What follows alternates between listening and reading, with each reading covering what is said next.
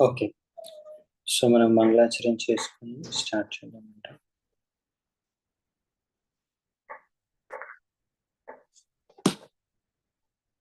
ఓం అజ్ఞానతిమిరాంధస్య జ్ఞానాంజనశలాకయా చక్షురున్మిలితం యేన తస్మై శ్రీగురవే నమః.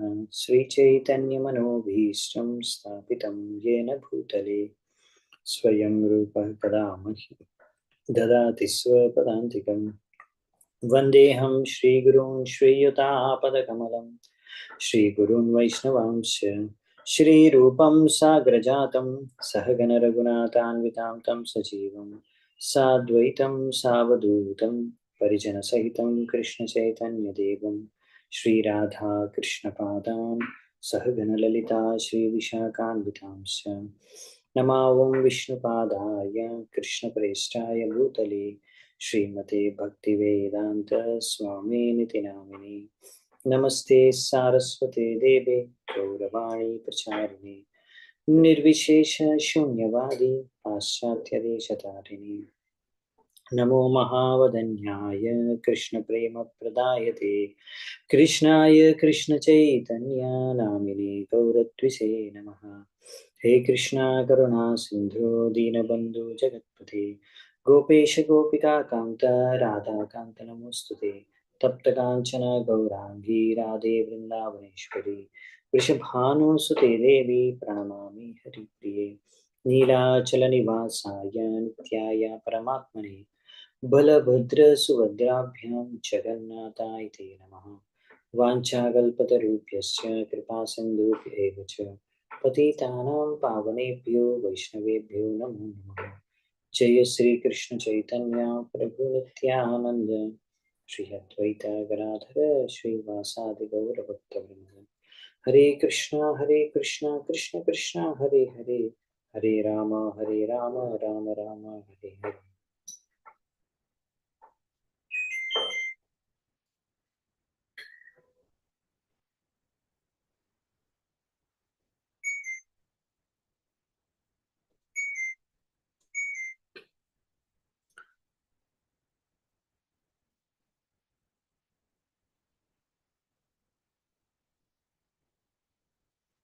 సో శిల ప్రభుపాద్ లీలామృతం వాల్యూమ్ 5. ఓకే, ఇందులో మనం నెక్స్ట్ కొత్త ఫస్ట్ చాప్టర్లో కొత్త చాప్టర్ చర్చించుకుంటాము. చాప్టర్ ఓకే, ఇది ప్రభుపాద్ ఇప్పుడు క్యాల్కటాలో ఉన్నారు. మార్చ్ 1971. సో అది అర్ధరాత్రి సమయం అన్నమాట. శిల ప్రభుపాద్ వారు ఆయన రూమ్ లోనే కూర్చొని ఉన్నాడు డెస్క్ దగ్గర. అది అర్ధరాత్రి అవుతుంది. మామూలుగా ఆ టైం కల్లా ప్రభుపాద్ గారు పడుకుంటారు. అంటే 10 o'clock అలా పడుకొని 3-4 hours అలా పడుకొని 1 o'clock అలా లేస్తారు. కానీ ఆ రోజు ప్రభుపాద్ గారు పడుకోకుండా వెయిట్ చేస్తూ ఉన్నారు. అలా ఎందుకు వెయిట్ చేస్తున్నారంటే బేసికలీ ఆయన ఒక్కడే ఉన్నాడు, ఎవరు లేరు అక్కడ. ఆయన ఆలోచిస్తున్నాడు. ఆయన తన ఇద్దరు శిష్యులని తమల కృష్ణ మహారాజ్ ఇంకా బలిమర్దన్ మహారాజ్ వీళ్ళిద్దరిని కూడా పంపించాడు మాయాపూర్కి. మాయాపూర్లో ల్యాండ్ కొనడానికి. ఓకే, మాయాపూర్లో ల్యాండ్ కొనడానికి పంపించారు. 6 రోజులు అయిపోయింది, ఇంకా వాళ్ళు రాలేదు తిరిగి. ఏది అంటే తిరిగి రాలేదు, ఇంకా వాళ్ళ దగ్గర నుంచి ఏ సమాచారం లేదు. ఆయన వాళ్ళకు ఒక ఆదేశం ఇచ్చారు, మీరు ల్యాండ్ కొన్నాకే తిరిగి రండి, అప్పటి వరకు తిరిగి రాకండి అని ఆదేశం ఇచ్చారు. సో ఇప్పుడు 6 రోజులు అయిపోయింది. 6 రోజులు సఫిషియంట్ టైం అనమాట ల్యాండ్ కొని తీసుకురావడానికి. ఎందుకంటే అన్ని కావాల్సిన డబ్బులు కూడా ఆల్రెడీ అరేంజ్ చేసేసారు దానికి. సో అందుకే ఆలోచిస్తున్నాడు ఏం జరుగుతుంది, ఎందుకు రావట్లేదు ఇంకా అని. సో ఆ విధంగా ఆలోచిస్తున్నారు ప్రభుపాల్ గారు.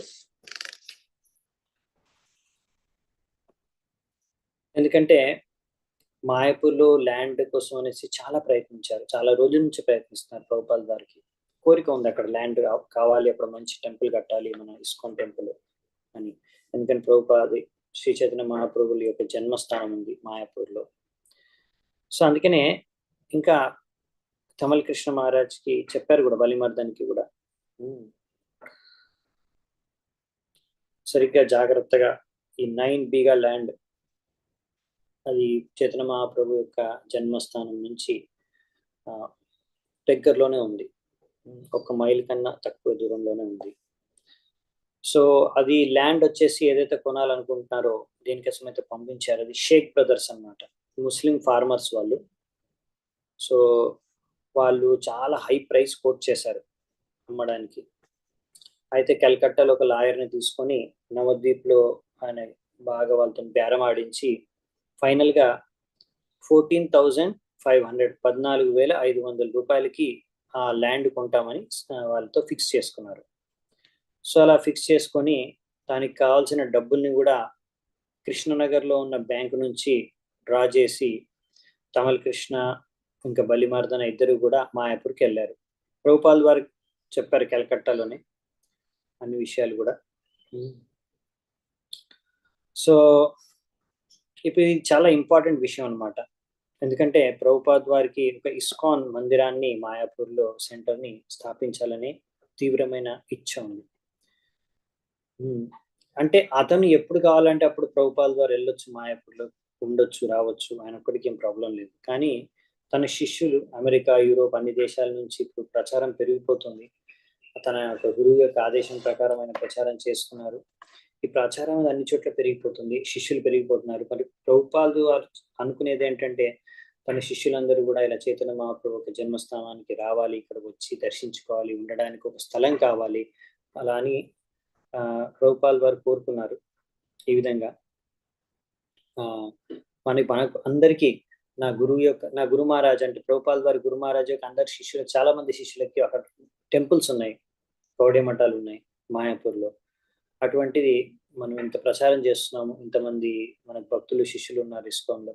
సో వాళ్ళందరికీ కూడా ఇక్కడ వస్తే ఉండడానికి ఒక మంచి చోటు లేదనేసి ప్రభుపాల్ వారు మనది ఇంటర్నేషనల్ సొసైటీ మరి మాయాపూర్లో ఉండడం చాలా ఇంపార్టెంట్ అని ప్రభుపాల్ గారు భావించారు సెంటర్. ఎందుకంటే చైతన్య మహాప్రభు యొక్క జన్మస్థానం కనుక. సో ప్రభుపాల్ వారు చిన్నప్పటి నుంచి ఆయన చైతన్య మహాప్రభు యొక్క భక్తుడైన గౌర్ మోహన్ తన తండ్రి యొక్క పరిరక్షణలో పెరిగాడు. చిన్నప్పటి నుంచి విన్నారు గౌర్నీతాయ్ యొక్క గానాల్ని. సో ఆయన 1922లో తన గురువు నుంచి ఆదేశం పొందారు ఈ విధంగా ప్రచారం చేయాలని. సో ఈ చైతన్య మహాప్రభు యొక్క వాణిని ప్రచారం చేయమని చెప్పారు తన గురువు. సో ఈ చైతన్య మహాప్రభు 24 సంవత్సరాలు ఈ మాయాపూర్, నవద్వీప్ ఈ ప్రాంతాల్లో ఆయన నివసించి రకరకాల లీలలు చేశారు 500 సంవత్సరాల క్రితం. అయినా కానీ ఇప్పుడు ఆయన యొక్క తర్వాత ఆయన వెళ్ళిపోయిన తర్వాత, భగవద్ధామానికి తిరిగి వెళ్ళిపోయిన తర్వాత ఆయన యొక్క జన్మస్థానం ఇంకా ఆయన యొక్క బోధనలు అన్నీ కూడా మిస్ అయిపోయాయి, లేకపోతే తప్పుగా యూజ్ చేయడం అనేది జరిగింది. తర్వాత భక్తి వినోద్ ఠాకూర్, ఎవరైతే భక్తి సిద్ధాంత సరస్వతి ఠాకూర్ వాళ్ళ తండ్రియో, ఆయనే మళ్ళీ ఈ యొక్క జన్మస్థలాన్ని తిరిగి పునరుద్ధరించడం కార్యాన్ని మొదలుపెట్టాడు. ఈ విధంగా చైతన్య మహాప్రభు యొక్క సంకీర్తన ఆందోళనాన్ని కూడా మళ్ళీ ఆయనే తిరిగి పునరుద్ధరించారు. దానికోసం భక్తి వినోద్ ఠాకూర్ ఎన్నో పుస్తకాలు రచించారు, రైట్. సో ఈ విధంగా ఎంతో రీసెర్చ్ చేసి ఆయన కరెక్ట్గా అన్ని స్థలాలు, లీలాస్థలాలు అన్నిటిని కూడా పునరుద్ధరించారు, మహాప్రభు యొక్క లీలాస్థలాన్ని. సో ఈ విధంగా అప్పుడు భక్తి వినోద్ ఠాకూర్ ఆయనకు ఒక దృశ్యం కనిపించింది అనమాట. ఆ దృశ్యం ఏంటంటే ఆ మాయాపూర్లో మహాప్రభు యొక్క జన్మస్థానం దగ్గరలోనే ఒక ప్లేస్లో ఎంతో మంది భక్తులు అన్ని దేశాల నుంచి, అమెరికా, యూరోప్, ఆఫ్రికా, ఆస్ట్రేలియా అన్ని చోట్ల నుంచి వచ్చి జయ సచ్చినందన అని గానం చేస్తున్నారంట. గౌరంగ మహాప్రభు పునఃమహిమల్ని గానం చేస్తున్నారంట, జయ సచ్చినందన, జయ సచ్చినందన. సో అయితే ఎప్పుడు అది భవిష్యత్తులో జరుగుతుంది అనే విషయాన్ని ఆయన అప్పుడే గ్రహించారనమాట భక్తి వినోద్ ఠాకూర్. సో ఈ విధంగా భక్తి సిద్ధాంత సరస్వతి ఠాకూర్ కూడా అందుకే ఆయన తండ్రి యొక్క భవిష్యవాణి గుర్తు పెట్టుకొని ఆయన కూడా అన్ని చోట్ల ప్రచారం చేస్తున్నారు మహాప్రభు యొక్క ఈ గుణమహిమల్ని. ఆ విధంగా ఆయన చైతన్య మహాప్రభు జన్మస్థానంలో భక్తి వినోద్ ఠాకూర్, తర్వాత భక్తి సిద్ధాంత ఠాకూర్ కలిసి ఫైనల్గా ఒక గొప్ప మందిరాన్ని కట్టారు జన్మస్థానంలో. ఆయన కూడా తన యొక్క నివాస స్థలాన్ని కూడా అక్కడే కట్టుకున్నారు భక్తి సిద్ధాంత సరస్వతి ఠాకూర్. సో ఇవన్నీ ఇవన్నీ ఆలోచిస్తూ కూర్చున్నారు అన్నమాట ప్రభుపాల్ వారు. సో అందుకనే ప్రభుపాల్ వారు ఏంటంటే ఎలాగైతే తన గురువు యొక్క తండ్రి ఎన్నో కష్టపడి ఎన్నో రకాలుగా ప్రచారం చేసి మాయాపూర్లో మందిరాన్ని స్థాపించారో, ప్రచారం చేశారో, అలాగే మనము ఊరికి అన్ని కృష్ణుడు చేస్తాడులే అని కూర్చోకుండా మనం కూడా మన ప్రయత్నం చేయాలి ప్రచారం చేయడానికి కానీ, మందిరం స్థాపించడానికి కానీ, ఇవన్నీ కూడా. సో ఏవో అద్భుతాలు జరుగుతాయని మనం అలా చేతులు కట్టుకొని కూర్చొని ఉండకూడదు. అందుకని ప్రభుపాద్ వాళ్ళు ఓన్లీ ఏదో కళలు కనటం లేదు, నిజంగా అది కళల్ని నిజం చేయడానికి ఏం చేయాలి ప్రాక్టికల్ గా అది చేస్తున్నారు. సో ఫైనల్ గా భగవంతుడు కృష్ణుడు యొక్క కృపతో, ఆయన కోరికతో ఆయన గురువు యొక్క ఆదేశాన్ని పూర్తి చేసి సక్సెస్ఫుల్ గా ఇప్పుడు ప్రచారం చేసి విదేశాల నుంచి భక్తులందరినీ కూడా తీసుకొచ్చారు ప్రభుపాల్ వారు. రైట్. సో అందుకనే ఈ విధంగా ఆయన ఇప్పుడు ఎంతో ఆతృతతో ఉన్నారు ఆ విషయానికి.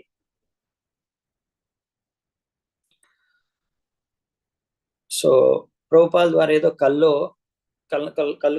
కనుక్కుంటూ కూర్చోలేదన్నమాట, నిజంగా ఎన్నో కార్యాలు చేశారు. ఒక స్టోరీ చెప్తారు ప్రభుపాల్ గారు.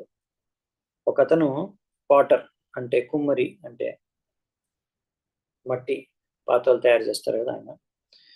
కల్లో ఆయన దగ్గర ఉన్నాయి 2 మట్టి పాత్రలే, కానీ కల్లో ఆయన ఎన్నో మట్టి పాత్రలు చేసేసి ఎన్నో డబ్బులు సంపాదించేసి ఒక అందమైన స్త్రీని వివాహం చేసుకొని బాగా సెటిల్ అయిపోయి బాగా ఐశ్వర్యంలో ఉన్నట్టు, ఆయన అన్ని రకాల సౌకర్యాలతో ఉన్నట్టు కలగంటున్నాడు. ఆ కళలో ఆయన భార్య మీద ఏదో కోపం వచ్చి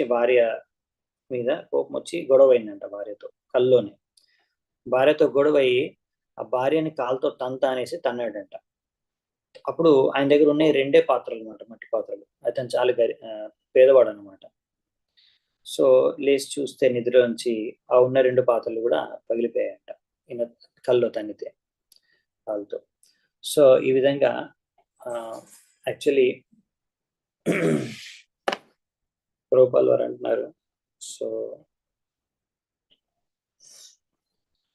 ప్రభుపాల్ వారు మాత్రం అలా కాకుండా యాక్చువల్లీ అలా కలలు కనకుండా ఆయన చాలా కృషి చేశారు.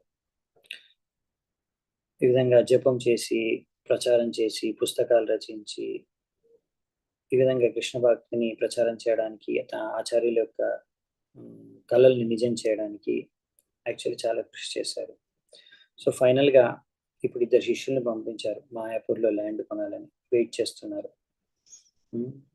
అందరూ పడుకొని ఉన్నారు, ప్రభుపాల్ మాత్రం వెయిట్ చేస్తున్నారు, ఆలోచిస్తున్నారు ఎందుకు ఇంత సమయం జరిగింది, నేను డబ్బుల్ని జాగ్రత్తగా ఎలా నడుముకి క్లాత్ లోపల పెట్టి కట్టుకొని జాగ్రత్తగా ఎలా కాపాడుకుంటూ వెళ్ళాలని చెప్పాను, ఎవరైనా వాళ్ళ డబ్బుల్ని దొంగిలించేశారా, అసలు ఎందుకు ఇంత లేట్ అవుతుంది అని చాలా ఆలోచనలు వస్తున్నాయి ప్రభుపాల్ వారి మనసులో.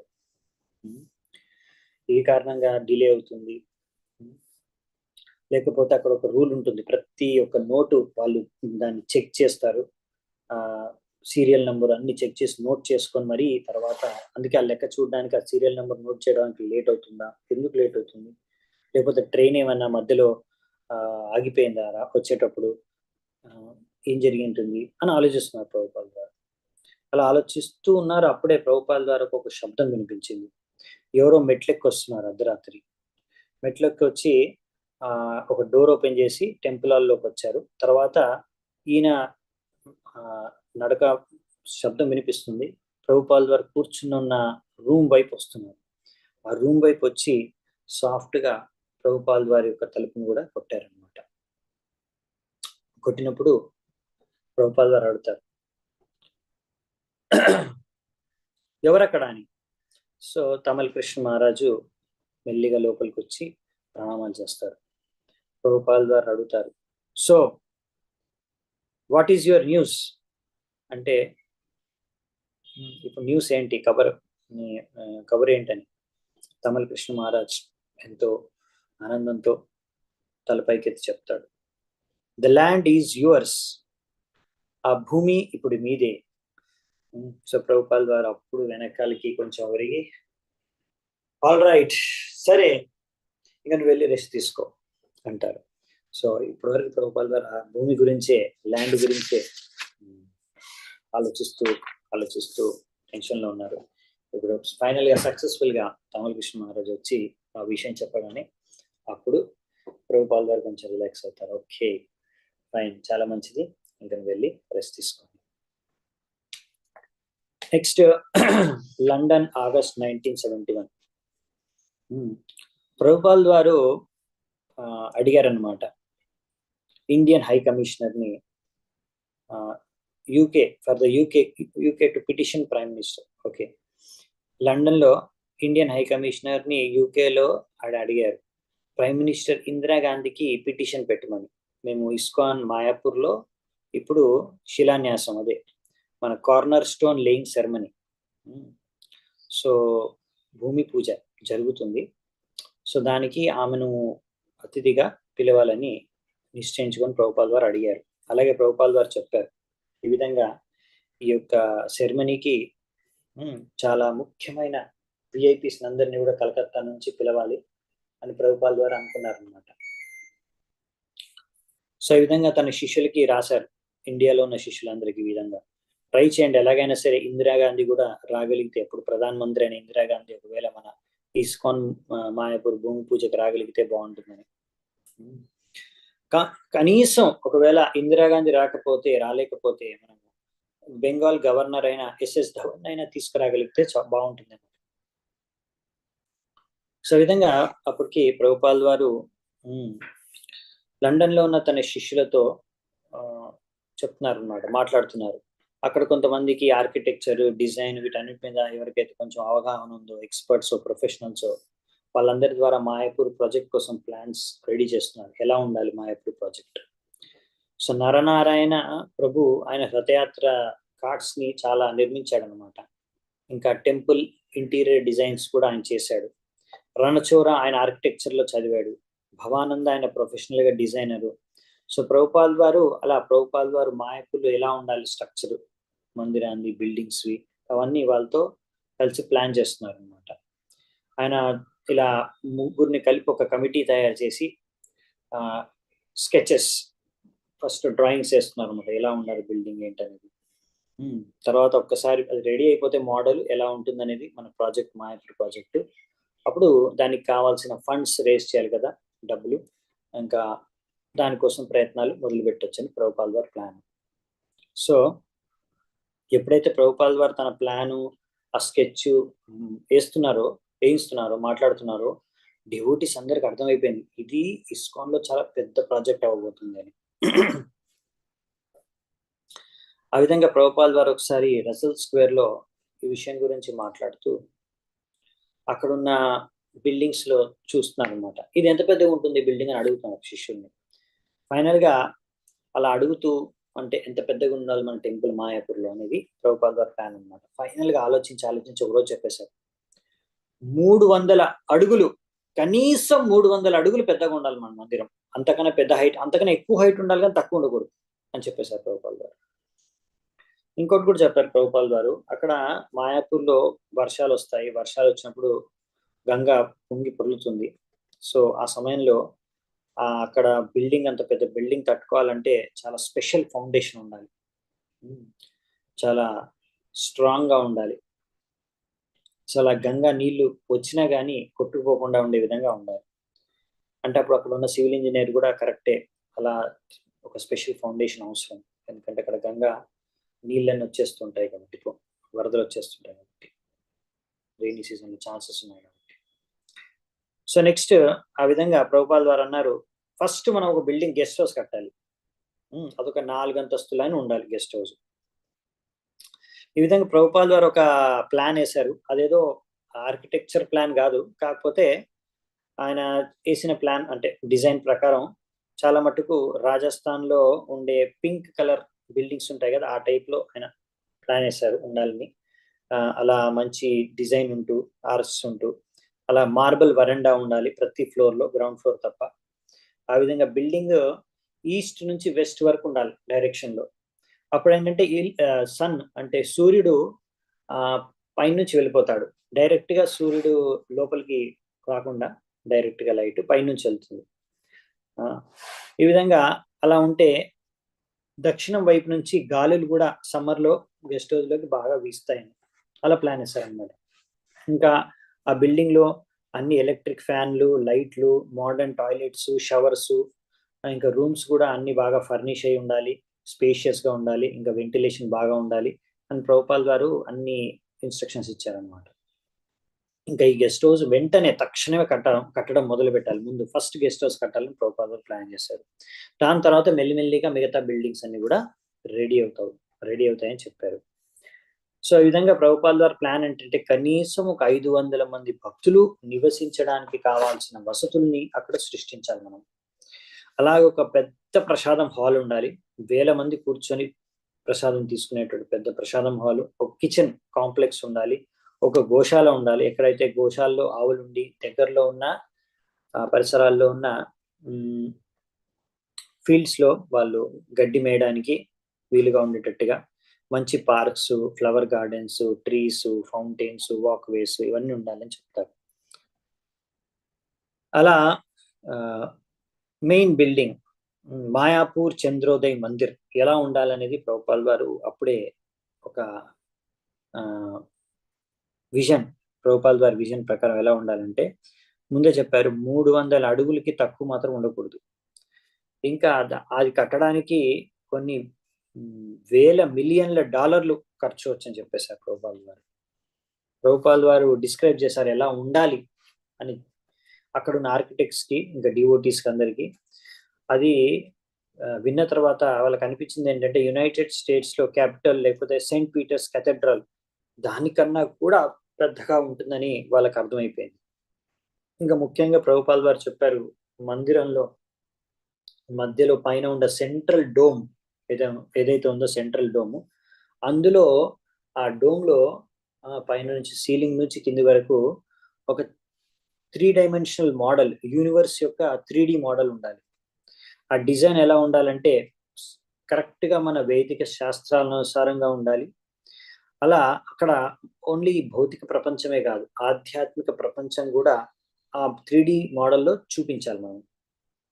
ఆ విధంగా ఎవరైనా సరే మందిరంలోకి మెయిన్ టెంపుల్లోకి ఎంటర్ అవ్వగానే అలా పైకి తలెత్తి చూస్తే అక్కడ అన్ని గ్రహాలు, ఇంకా ఆ విధంగా శ్రీమద్ భాగవతంలో వర్ణించిన విధంగా అన్ని రకాల గ్రహాలు అంటే కింద ఉన్న నరకాలు, తర్వాత మధ్యలో ఉన్న మన పృథివీ ఇవన్నీ, అలాగే పైన స్వర్గలోకాలు, దేవతల లోకాలు, తర్వాత బ్రహ్మలోకం, ఆ పైన శివలోకం, దానిపైన బ్రహ్మజ్యోతి, దానిపైన వైకుంఠ లోకాలు, ఫైనల్ గా గోలోక బృందావనం, కృష్ణుడి యొక్క గోలోకం, ఇవన్నీ కూడా అలా జనాల గల తల పైకెత్తి చూస్తుంటే అన్ని కనిపించాలి అని ప్రభుపాల్ గారు చెప్పారనమాట. సో ఈ విధంగా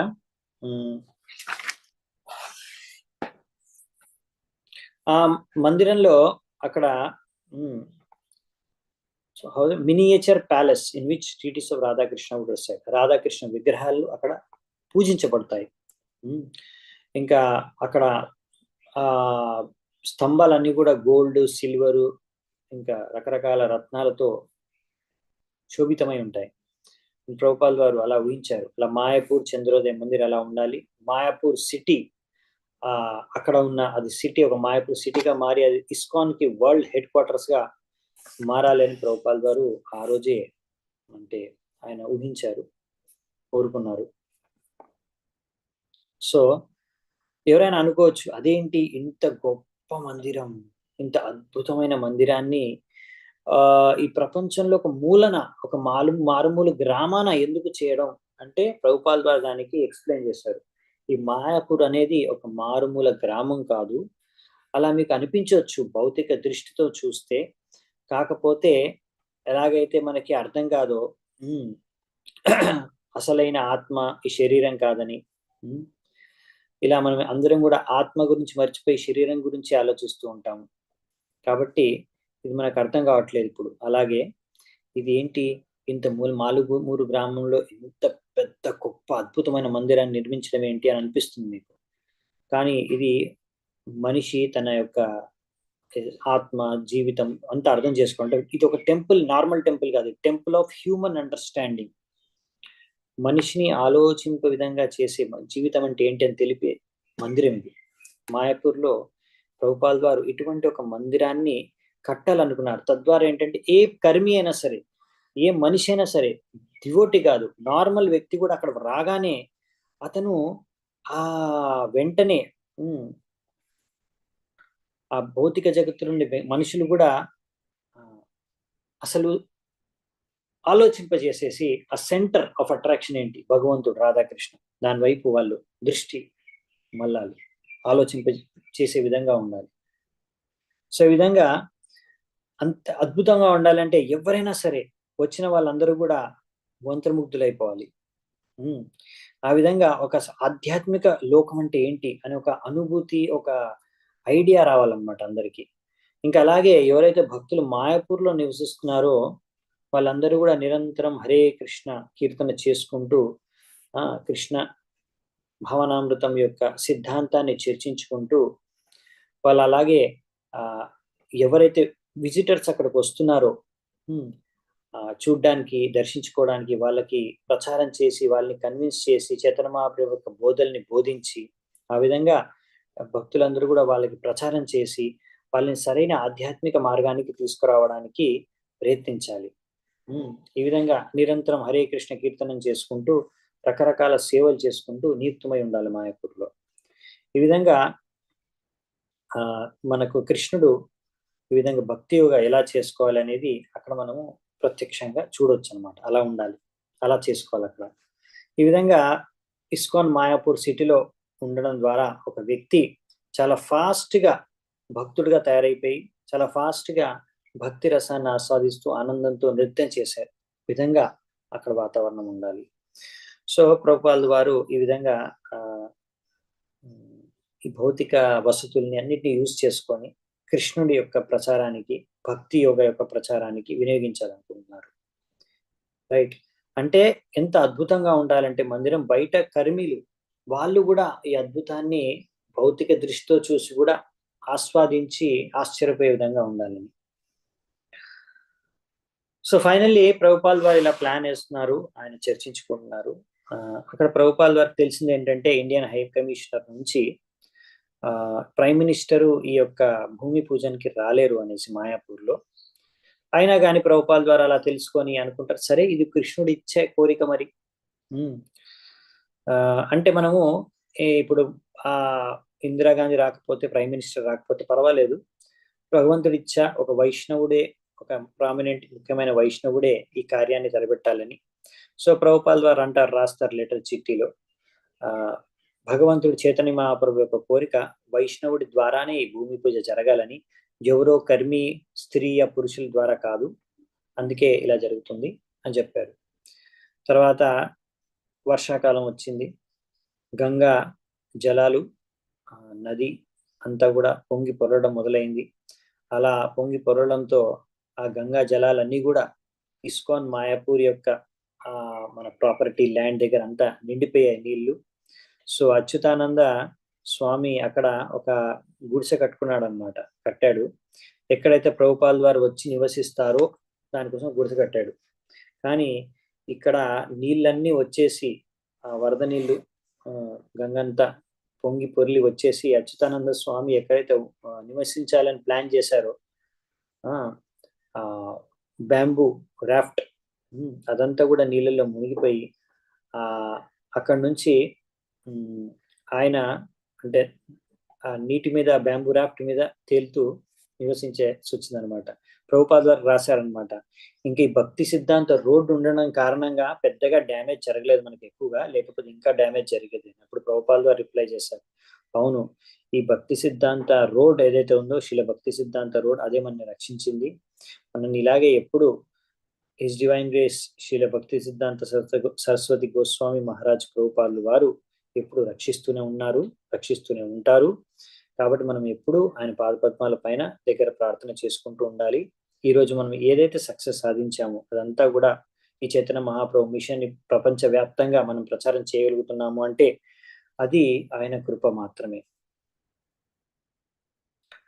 సో ఈ విధంగా ఈ విషయం ఇక్కడ చర్చించడం జరిగింది. Next new Delhi, November 10, 1971. So Prabhupal వారు వచ్చారనమాట న్యూఢిల్లీకి. అక్కడ కార్లో ఆయన ఎయిర్పోర్ట్ లో దిగగానే చాలా మంది ఇప్పుడు జనాలు వచ్చేసారు, చాలా క్రౌడ్ వచ్చేసింది ఎయిర్పోర్ట్ టెర్మినల్ దగ్గర. సో కొంచెం ఇబ్బందిగానే ప్రభుపాల్ వారి కార్ బోర్డ్ చేసి ఆయన స్టిక్ ఉంటుంది కదా, స్టిక్ బీడి బ్యాగ్ అది పట్టుకొని కార్లో కూర్చున్నారు. ఆ విధంగా అక్కడ ఢిల్లీలో ఉన్న శిష్యులతో మాట్లాడుతూ కార్లో ముందుకెళ్లారు. సో ఈ విధంగా అప్పుడు నవంబర్ మాసం, క్లైమేట్ చాలా బాగుంది, ప్లెజెంట్ గా ఉంది. ప్రభుపాల్ వారు జస్ట్ ఇప్పుడే had arrived from Calcutta just in time for the 10-day ISKCON Pandal festival beginning the next day. అంటే పండాల్ అంటే కలకత్తా నుంచి ఇప్పుడు ఢిల్లీకి వచ్చారు ప్రభుపాల్ వారు. జస్ట్ ఇక్కడ ఇప్పుడు 10 రోజుల పండాల్ ప్రోగ్రామ్ ఫెస్టివల్ స్టార్ట్ అవుతుంది అనమాట. నెక్స్ట్ డేని దాన్ని అటెండ్ అవ్వడానికి వచ్చారు ఢిల్లీలో ప్రభుపాల్ వారు. అప్పుడు ఒక మాట్లాడుతున్నప్పుడు ప్రభుపాల్ వారు ఒక భక్తుడు అక్కడ చెప్పారనమాట, న్యూఢిల్లీ యొక్క మేయర్, ఆయన పేరు వచ్చేసి మిస్టర్ హన్స్ రాజ్ గుప్తా, ఆయన వచ్చి ప్రభుపాల్ వారికి స్వాగతం పలికారనమాట ఎయిర్పోర్ట్ లో. అలా మెన్షన్ చేయగానే ఎంత బాగా జరిగింది అంటే, మేయర్ వచ్చి మీకు స్వాగతం పలికారు ఢిల్లీలో మీరు రాగానే, ఎంత గొప్ప విషయం అంటే ప్రభుపాల్ వారు నవ్వుతూ. ఇంకా ఆ మేయర్ హన్స్రాజ్ గుప్తా ఆయన స్పీచ్ లో అక్కడ ఎయిర్పోర్ట్ దగ్గర ఆయన ఇచ్చారనమాట. ప్రభుపాద్ అన్నారు, ప్రభుపాద్ had explained. ఆ మేయర్ ముందు ప్రభుపాల్ వారు ఒక చిన్న స్పీచ్ ఇచ్చారు ఎయిర్పోర్ట్ దగ్గర. అక్కడ ప్రభుపాల్ వారు ఏం చెప్పారంటే, భారతదేశం యొక్క కర్తవ్యం ఏంటంటే ఈ యొక్క ప్రచార కార్యం ఇది విశ్వవ్యాప్తంగా చేయడం. ఎలా ఎందుకు అంటే ఆయన చెప్పాడనమాట, 25 సంవత్సరాలు నా వయసు ఉన్నప్పుడు నా గురు మహారాజ్ని నేను కలిశాను. అప్పుడు ఆయన నాకు ఈ ఆదేశాన్ని ఇచ్చారు, అది నాకు లభించింది. చైతన్య మహాప్రభు యొక్క సందేశాన్ని పాశ్చాత్య దేశాల్లో ఈ యొక్క ఆంగ్ల భాష మాట్లాడే ప్రజల్లో ప్రచారం చేయమని. కాకపోతే మరి 70 సంవత్సరాల వయసు వరకు ఆయన ఎందుకు వేచి ఉన్నాడు అంటే, నేను ఆ విధంగా అక్కడ ప్రచారం చేయడానికి సక్సెస్ఫుల్ గా చైతన్య మహాప్రభు ప్రచారం చేయడానికి ఒక సాధకుడిగా మారడానికి, మంచి మాధ్యంగా మారడానికి నేను ఇన్ని రోజులు ప్రయత్నించాను. సో ఆ విధంగా ఇప్పుడు మాకు వందలు వేలాది మంది ప్రచారకులు కావాలి. ఎందుకంటే ఈ విధంగా ఇప్పుడు కృష్ణ భక్తి, కృష్ణ భావనామృతం యొక్క ఉద్యమం ఇప్పుడు సారా విశ్వవ్యాప్తంగా ప్రచారం అవుతుంది. సో ఇక్కడ నల్ల వాళ్ళు కూడా నృత్యం చేస్తున్నారు, ప్రభుపాల్ వారు అన్నారు. అండ్ వాళ్ళు అడుగుతున్నారు, మీరు భారతీయులు స్వామిలు, మీరు ఎందుకు ఈ మార్గాన్ని మాకు ముందు సూచించలేదు అని. సో ప్రభుపాల్ వారు ఇప్పుడు ఢిల్లీకి వచ్చారు. ఆఫ్రికా ఒక 1 month ముందే ఆఫ్రికా నుంచి రిటర్న్ అయ్యారనమాట ప్రభుపాల్ వారు. ఇది ఢిల్లీ 3వ నగరం అనమాట విచ్చేసేది ప్రభుపాల్. ఫస్ట్ బాంబేకి వచ్చారు, బాంబేలో చూశారు. దాని తర్వాత ఫస్ట్ బాంబేకి వచ్చినప్పుడు శ్యామ్ సుందర్ ప్రభుపాల్ వారి యొక్క ఇనాక్యులేషన్ కార్డు తేవడం మర్చిపోయారు అనమాట. దాని కారణంగా ఇమిగ్రేషన్ ఆఫీషియల్స్ ప్రభుపాల్ వారిని ఇండియా లోపలికి ఎంటర్ అవ్వకుండా ఒక 10 రోజులు క్వారంటైన్ లో పెట్టారు. తర్వాత అక్కడే కూర్చొని ప్రభుపాల్ వారు శ్యామ్ సుందర్ తో ప్రతిరోజు రకరకాల ఫిలాసఫర్స్ యొక్క వాదనల్ని వింటూ దాన్ని ఖండిస్తూ మళ్ళీ మన కృష్ణ భక్తిని స్థాపిస్తూ చర్చ జరిపారు. తర్వాత ఫైనల్ గా ఒక రోజు మిగిలిందనగా, 10 రోజుల పీరియడ్ లో ఒక రోజు మిగిలిందనగా ఆ ఇనాక్యులేషన్ కార్డు వచ్చింది. అప్పుడు ప్రభుపాల్ వారిని వాళ్ళు రిలీజ్ చేశారు. దాని తర్వాత ప్రభుపాల్ వారు బాంబే నుంచి తర్వాత కలకత్తాకి వెళ్ళారు. అక్కడ ప్రోగ్రామ్స్ ఉన్నాయి. దేశప్రియ పార్క్ లో కీర్తన లెక్చర్ ప్రోగ్రామ్స్ అన్ని చేశారు.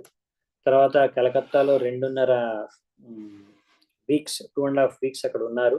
ఇంకా అక్కడ ముఖ్యంగా ఇస్కాన్ మందిరం ఏదైతే Albert road 3C Albert road లో ఉందో దాన్ని బాగా ప్రశంసించారు. ఆ లొకేషన్ మంచి స్థలంలో ఇస్కాన్ టెంపుల్ ఉందని ఆయన అప్రిషియేట్ చేశారు. ఎందుకంటే అది యూరోపియన్ లో అంటే అదే మన వచ్చారు కదా యూరోపియన్స్ అక్కడ సెటిల్ అయ్యారు. దాన్ని సాహెబ్ సెక్షన్ అంటారు అనమాట. అక్కడ వాళ్ళు ఉండేవారు అనమాట, యూరోపియన్స్ ఉండే ఏరియా అనమాట అది. ఇప్పుడు ప్రభుపాల్ ద్వారా నేను మళ్ళీ ఆ సాహబ్ అంటారు అనమాట యూరోపియన్స్ ని, ముందు ఉన్న వాళ్ళని.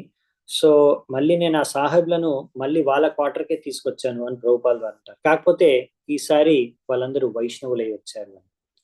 కాబట్టి ప్రభుపాల్ వారు అన్నారు, ఈ ప్లేస్ని మీరు ఎప్పుడు త్యాగం చేయకండి అని చెప్పారు. సో అలా కలకత్తా భక్తులు కూడా కొంతమంది ప్రభుపాల్ వారితో పాటు అక్కడ వచ్చి ప్రభుపాల్ దగ్గరికి వచ్చి కంప్లైంట్ చేశారు ప్రభుపాల్ వారికి. ఇక్కడ టెంపుల్ సరిగ్గా మేనేజ్మెంట్ జరగట్లేదు, ఇక్కడ మిస్ మేనేజ్మెంట్ జరుగుతుంది అని. ఎందుకు అంటే సరైన ఆదాయం లేని కారణంగా వాళ్ళకు సరైన ఆహారం దక్కట్లేదు, అంటే తినడానికి సరైన డైట్ ప్రసాదం దొరకట్లేదు సరిపోయేంత అని. సో ప్రభుపాలు ఇలా తెలిసినప్పుడు అడిగారు టెంపుల్ లీడర్స్ ని, ఏంది ఇలా జరుగుతుంది, ఇది నిజమేనా అని అడిగితే అక్కడ ఒక భక్తుడు ఏమన్నాడంటే, ప్రభుపాద్, మేము మీ యొక్క ఆదేశాల్ని ఏవైతే ఉన్నాయో, మీ యొక్క విల్, మీ యొక్క కోరికని మేము ఇక్కడ పాటిస్తున్నాము, మీ యొక్క ఆదేశాలనే పాటిస్తున్నాము. అప్పుడు ప్రభుపాల్ వారు అన్నారు, ఇది నా కోరిక, నేను చెప్పానా ఇలా భక్తుల్ని మీరు ఇబ్బంది పెట్టాలని అని అడుగుతారు. తర్వాత ప్రభుపాల్ వారు అక్కడున్న సమస్యల్ని పరిష్కరిస్తూ ఇక్కడ మంచి ప్రసాదం, మంచి ఆహారం ఉండాలి, భక్తులకి మంచి డైట్ ఉండాలని అక్కడ అడ్జస్ట్మెంట్ చేశారు, ఏది కావాలో అడ్జస్ట్మెంట్ చేసి చెప్పారు. ఇలా అవసరమైతే అందరూ కలిసి ఎన్నుకోండి నెక్స్ట్ ఒక టెంపుల్ ఆఫీసర్స్ ఎవరు ఉంటారు చూసుకోవడానికి. ఇది మన ఇంపార్టెంట్ మిషన్, చాలా ఇంపార్టెంట్ మిషన్ కృష్ణ భక్తి ఆందోళనలో. ఇలా డివోటీస్ కోఆపరేట్ చేసుకోకుండా ఉంటే మంచిది కాదు. డివోటీస్ అందరూ కూడా ఏమైనా ఇలాంటి మిస్అండర్స్టాండింగ్, గొడవలు ఇవన్నీ ఏమైనా ప్రాబ్లమ్స్ ఉన్నా కానీ అందరూ కలిసికట్టుగా ఉండి కోఆపరేట్ చేసుకోవాలి. అప్పుడే మనం ప్రచారం చేయగలం. ఈ భౌతిక ప్రపంచంలో పెద్ద మహాసముద్రం కాబట్టి ఇందులో అలలు ఎప్పుడూ ఉంటాయి. అంటే ఎప్పుడు ఏవో ఒక ప్రాబ్లమ్స్, ఏవో ఒక ఇబ్బందులు, ఏవో ఒక గొడవలు అనేవి ఎప్పుడూ ఉంటాయి. కానీ మనం అలాగే వాటిని అన్ని ఎదుర్కొంటూ, తట్టుకుంటూ, కోఆపరేట్ చేసుకుంటూ ప్రచారం చేసుకోవాలని చెప్పారు ప్రభుపాల్ వారు. అందుకని ఈ భౌతిక ప్రపంచాన్ని ఒక సముద్రంతో పోల్చారనమాట. సో ఈ విధంగా కలకత్తాలో ఉన్నప్పుడు ప్రభుపాల్ వారు మళ్ళీ అక్కడ మాయాపూర్లో తన ప్లాన్స్ గురించి చెప్పారు. అలా నరనారాయణ ఒక మోడల్ బిల్డ్ చేశారంట, ఇస్కాన్ ఎలా ఉండాలి అనేది. కొత్తగా మనం కొన్న ల్యాండ్ దగ్గర ఇస్కాన్ బిల్డింగ్స్, అంటే ఇస్కాన్ మందిరం ఎలా ఉండాలి ప్రాజెక్ట్ అనేది ఒక ప్లాన్ వేశారు. ఆ మోడల్ని కూడా అక్కడ ఉన్న గెస్ట్స్ కి ప్రభుపాల్ వారు చూపించారు. ఇంకా వారి యొక్క సహాయం కూడా అడిగారు. సో ప్రభుపాల్ వారు ఎంతగా కోరుకుంటున్నారు ఈ మాయాపూర్లో ఈ ప్రాజెక్ట్ అని తెలిసి గిరిరాజ్ మహారాజు ఆయన కూడా, నేను ఎలా మీకు సహాయపడగలను ప్రభుపాద్ అని అడిగారు. నాకు అర్థమవుతుంది ఏంటంటే గిరిరాజ్ అన్నారు, మీకు రెండు చాలా ఇంపార్టెంట్, ఒకటి పుస్తకాల వితరణ, ఇంకోటి మాయాపూర్లో మందిరం నిర్మించడం. ఇవి రెండు మీరు చాలా ఇంపార్టెంట్ అనే విషయం నాకు అర్థమవుతుందని. ఎస్ అని ప్రభుపాల్ వారు అంటూ నవ్వుతూ ఎస్ థ్యాంక్ యూ అన్నారు. తర్వాత ప్రభుపాల్ వారు మిస్టర్ రామ్ నివాస్ దండారియా అనే వ్యక్తి ఇంటికి వచ్చారన్నమాట న్యూఢిల్లీలో. ఇప్పుడు అక్కడ ఒక రిపోర్టర్ వెయిట్ చేస్తున్నాడు ప్రభుపాల్ గారికి ఇంటర్వ్యూ చేయడానికి. అతను అన్నాడు, నాకు అర్థమవుతుంది దట్ బై కృష్ణ, మీరు కృష్ణ కృష్ణ అంటున్నారు, అంటే అదేదో ఎటర్నల్ శాశ్వతమైన తత్వము, ఏదో ప్రిన్సిపల్ అనిపిస్తుంది. అప్పుడు ప్రభుపాల్ వారు అంటే అదేదో ప్రిన్సిపల్ కాదు, అదేదో నీతి అట్లాంటిది కాదు, నియమము కాదు, కృష్ణ అనేది ఒక రూల్ కాదు. కృష్ణ అంటే నువ్వు నేను ఎలాగో ఆయన కూడా ఒక వ్యక్తి. ఆయన పరమ పురుషుడు. అలా ప్రభుపాల్ వారు కృష్ణుడి గురించి చెప్తున్నప్పుడు సడన్ గా ఒక సైరన్ మోగింది అనమాట.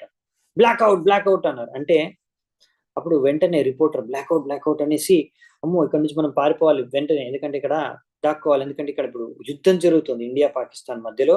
అలా మధ్యలో అప్పుడప్పుడు పైన నుంచి అలా బాంబులు పడుతున్నాయి అనమాట. అలాంటి పడే సమయంలో వార్నింగ్ వస్తుంది. ఆ వార్నింగ్ సైరన్ వచ్చినప్పుడు అందరూ వెళ్ళి ఇంకో చోట సేఫ్ ప్లేస్కి వెళ్ళిపోతూ ఉంటారు.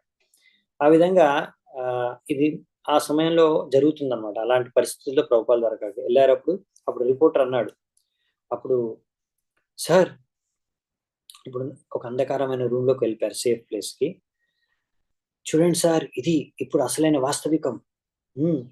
ఇలా ప్రతిరోజు ఎప్పుడు పాకిస్తాన్ పాకిస్తాన్ ఇక్కడ బాంబ్ వేస్తుందో, ఎప్పుడు ఏం జరుగుతుంది అనే భయంతో ఇక్కడ మేము ఎప్పుడు ఈ సైరన్ మోగుతుంది అనే ఇది భయంతో జీవిస్తున్నాం. ఇది అసలైన వాస్తవికం. మన ముందున్నది ఎంత అగ్లీ, ఎంత చండాలంగా ఉందో చూడండి అసలైన నిజం. అంటే ప్రభుపాల్ వారు అన్నారు, మనం ఎప్పుడు ఇలాంటి వాస్తవికంలోనే జీవిస్తున్నాం 24 గంటలు. నువ్వు అంటున్నావు ఇప్పుడు బ్లాక్అవుట్ కాబట్టి ఇలాంటి పరిస్థితి ఉందని. కానీ ఒకవేళ బ్లాక్అవుట్ లేదే అనుకో, అయినా నువ్వు ఒకవేళ నడుచుకుంటూ వెళ్తే దారిలో గ్యారెంటీ ఏంటి నువ్వు తిరిగి బతికి ఇంటికెళ్తావని? కాబట్టి ఈ వాస్తవికం ఎప్పుడు ఏమైనా జరగొచ్చు అనే వాస్తవికం ఎప్పుడూ ఉంది. ఓన్లీ ఇప్పుడే కాదు. ఈ బ్లాక్అవుట్ ఉన్నప్పుడే మనము పరిస్థితుల్లో ఉన్నాం అనుకోకూడదు, విపత్తులో ఉన్నామని. ఇది ఈ ప్రకృతి జగత్తు యొక్క నియమం. అప్పుడు రిపోర్ట్ కానీ ప్రభుపాల్ ఇప్పుడే కదా సమస్య వచ్చింది అంటే ప్రభుపాల్ అరే నీకు అర్థం కావట్లేదు, 24 గంటలు మనం ఇలాంటి భయంకరమైన పరిస్థితిలోనే జీవిస్తున్నాము. ఎప్పుడేం జరుగుతుందో తెలియదు. పదం పదం యత్ విపదం, డేంజర్, ప్రతి అడుగులో డేంజర్ ఉంది అని ప్రభుపాల్ వారు అన్నారు. రిపోర్టర్ సార్ తెలుసు నాకు, కాకపోతే ఇప్పుడు వచ్చే డేంజర్ నేషనల్ డేంజర్. దీనికి మీ యొక్క పరిష్కారం మార్గం ఏంటి? ఇప్పుడు దీన్ని ఎలా మనము ఈ డేంజర్ నుంచి ఎలా బయటపడాలి చెప్పండి స్వామి గారు అని రిపోర్టర్ అడుగుతున్నాడు అనమాట.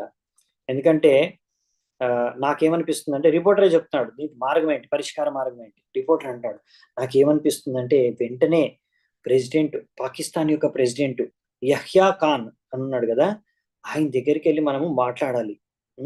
ఆయన ఏదైనా చేయగలడు దీని గురించి అని. అప్పుడు ప్రభుపాల్ ద్వారా అంటారు, నువ్వు యహ్యా ఖాన్ దగ్గరికి వెళ్తే నీకు ఏం లాభం అని. అప్పుడు రిపోర్టర్ అంటాడు, అక్కడ బయట నుంచి ఎవరన్నా నన్ను చంపాలనుకుంటున్నారు. ప్రభుపాల్ అంటారు, చూడు ఇప్పుడు యహ్యా ఖాన్ నిన్ను చంపలేదే అనుకో, అంటే యహ్యా ఖాన్ నిన్ను చంపకపోతే నువ్వు సేఫేనా? సేఫ్గా ఉంటావని గ్యారెంటీ ఏంటి? కాబట్టి యహ్యా ఖాన్ దగ్గరికి వెళ్ళడం వల్ల ప్రయోజనం ఏంటి? ఈ రోజు కాకపోతే రేపు నువ్వు చస్తావు. ఒక నిజంగా నిన్ను నువ్వు రక్షించుకోవాలి అనుకుంటే కృష్ణుడి దగ్గరికి వెళ్ళు. అది నేను చెప్పేది. నువ్వు యహ్యా ఖాన్ దగ్గరికి వెళ్ళినా కానీ, అతను నువ్వు గొడవ పడకు అని ప్రాధేయపడ్డా కానీ, అతను ఓకే సరే అని నిన్ను చంపకుండా వదిలేసినా కానీ నువ్వేమి శాశ్వతంగా జీవిస్తావా ఏంటి? కాబట్టి ఇలాంటి యహ్యా ఖాన్ దగ్గరికి వెళ్ళి ఆయనను పొగిడి ఆయన్ని శాంతపరచడానికి ఎందుకు? ఆ పొగిడేదేదో యహ్యా ఖాన్ దగ్గరికి వెళ్ళి ఆయన్ని పొగిడే కన్నా కృష్ణుని పొగుడు. అప్పుడు నువ్వు శాశ్వతంగా రక్షించబడతావు. ఎందుకు అది చేయవు నువ్వు? అప్పుడు రిపోర్టర్ అంటున్నాడు, నేను నా ఒక్కడి గురించి కాదు, అందరి సెక్యూరిటీ గురించి ఆలోచిస్తున్నాను. మీరు చెప్పేది నాకు అర్థమవుతుంది కానీ, సో ప్రభుపాల్ వారు అంటారు, చూడు నువ్వు అర్థం చేసుకోవాల్సింది ఏంటంటే నువ్వు ప్రతి క్షణంలో డేంజర్లో ఉన్నావు ఈ భౌతిక ప్రపంచంలో. అప్పుడు రిపోర్టర్ అంటారు, ఎస్ సార్ మీరు చెప్పింది నాకు సమ్మతమే, చనిపోయిన ఈన్స్టైన్ కూడా అదే విషయం చెప్పాడు అని. ప్రభుపాల్ వారు అంటారు, ఇది మన పరిస్థితి. కృష్ణుడు చెప్పాడు నేను మిమ్మల్ని రక్షిస్తాను అని, కాబట్టి మనం కృష్ణుడి దగ్గరికి వెళ్ళాలి. ఈ యహ్యా ఖాన్ దగ్గరికి ఎందుకు వెళ్తాం? రిపోర్టర్ అంటున్నారు, ఎందుకంటే ఆ యహ్యా ఖాన్ ఇప్పుడు మనం డిస్టర్బ్ చేసేది, ఆ యుద్ధం చేసేది, బాంబులు వేసేది ఆయనే కదా. సో ప్రభుపాల్ వారు అంటారు, చూడు నీ యొక్క మనస్సు నేను బాగా డిస్టర్బ్ చేస్తుంది సమయంలో, ప్రతి సమయంలో. ఎందుకంటే మనస్సు అనేది ఎప్పుడు నీతో ఉంటుంది కదా, అలాగే నీ శరీరం ఎప్పుడు నీతో పాటు ఉంటుంది. కాబట్టి నీకు శరీరంలో వచ్చే బాధలు నువ్వు అనుభవిస్తున్నావు కదా, దుఃఖాన్ని. అలా మరి ఎప్పుడు నీకు బాధ ఏదో బాధ ఉంది కదా, ఈ శరీరంలో ఇప్పుడు వచ్చిన బాధ వచ్చినప్పుడు, కష్టం వచ్చినప్పుడు శరీరానికి, అప్పుడు ప్రతిసారి నువ్వు శరీరంలో ఉన్న బాధల్ని దూరం చేసుకోవడానికి మరి యహ్యా ఖాన్ దగ్గరికి ఎందుకు వెళ్ళవు? అంటే నువ్వేంటంటే ప్రతి సమయంలో ఏదో ఒక రకమైన విపత్తులో డేంజర్లో ఉన్నావు. ఈ విషయాన్ని నువ్వు అర్థం చేసుకో. ఇప్పుడే ఒక ప్రాబ్లం వచ్చింది అని అనుకుంటున్నావు, కానీ ప్రాబ్లం ఇప్పుడు కాదు, ఎప్పుడు ఎల్లప్పుడూ ఉంది భౌతిక ప్రపంచంలో. నీ శరీరం ఉన్నంత కాలం నీ దగ్గర ప్రాబ్లం ఉంది. సో ప్రభుపాల్ ద్వారా అంటారు, ఇవి లక్షణాలు. ఈ విధంగా ఇక్కడ జనాలు ఏంటంటే ఇలా ప్యాచప్ క్యూర్ అనమాట. ఇప్పుడు ఈ ప్రాబ్లం వచ్చింది, ఎలా ఇప్పుడు యహ్యా ఖాన్ దగ్గరికి వెళ్ళి నా సొల్యూషన్ అయిపోయి ఈ ప్రాబ్లమ్ సాల్వ్ చేసుకోవాలి అని అనుకుంటున్నారు. కానీ మీకు నేను అన్ని సమస్యలకి పరమ పరిష్కార మార్గాన్ని సూచిస్తున్నాను. అదే మీరు ఎలా సమస్యని పరిష్కరించుకోవాలనుకుంటున్నారు, నేను సమస్యని ఎలా పరిష్కరించాలనుకుంటున్నాను ఉన్న తేడా. ఇలా మీరు ప్రతిసారి ఈ సమస్యకి ఇలా చేయాలి పరిష్కారం, ఈ సమస్యకి ఇలా చేయాలనేసి రకరకాలుగా ట్రై చేస్తున్నారు. కానీ నేను చెప్పేది ఏంటంటే ఒక్కసారి అన్ని సమస్యలు పరిష్కారం అయిపోతాయి. అందుకే కృష్ణుడి దగ్గరికి వెళ్ళమని చెప్తున్నాం. జన్మ కర్మ చ మే దివ్యం ఏవం యో వ్యక్తి తత్వతః త్యక్త్వా దేహం పునర్జన్మ నైతి మామేతి సో అర్జున. అసలైన పరిష్కార మార్గం ఏంటంటే జన్మ మృత్యు చక్రం నుంచి ముక్తి పొందడం. ఇది మనకు కావాల్సింది. ఈ కృష్ణ భక్తి చేసుకోవడం వల్ల కలిగే లాభం అది. యం ప్రాప్య న నివర్తంతే తద్ధామ పరమం మమ. ఒకవేళ నువ్వు కృష్ణుడి దగ్గరికి వెళ్ళావు అనుకో, ఒక్కసారి మళ్ళీ తిరిగి భౌతిక ప్రపంచంలోకి రావాల్సిన అవసరం ఉండదు. అప్పుడు రిపోర్టర్ అంటున్నారు, సార్ మిమ్మల్ని ఒక క్వశ్చన్ అడుగుతాను, అంటే ఇలా ఊహించుకొని అడుగుతున్నాను. ఒక సపోజ్ ఊహించుకోండి మీరు, సపోజ్ 100 మంది శుద్ధమైన కృష్ణ భక్తులు ఉన్నారు.